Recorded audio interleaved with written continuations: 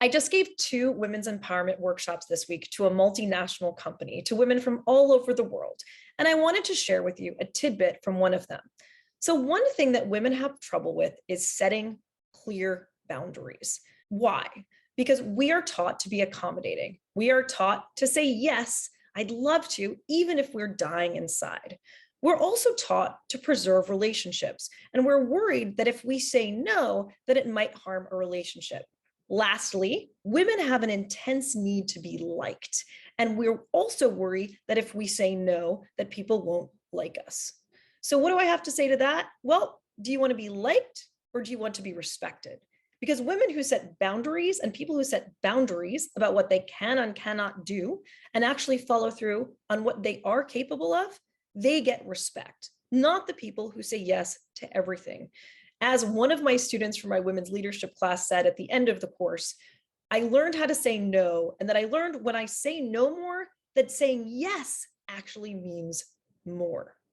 So I'd love to invite you to what I like to call the hashtag justsayno.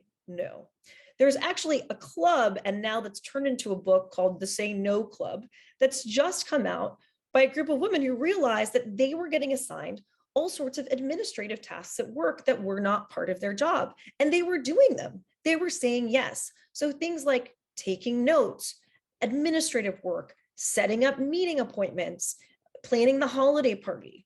All of these are things that women are continually asked to do, but they are non-promotable tasks. Why are they non-promotable? Because in most companies, promotions are tied to the amount of revenue that you are able to drive in whatever role that you're in.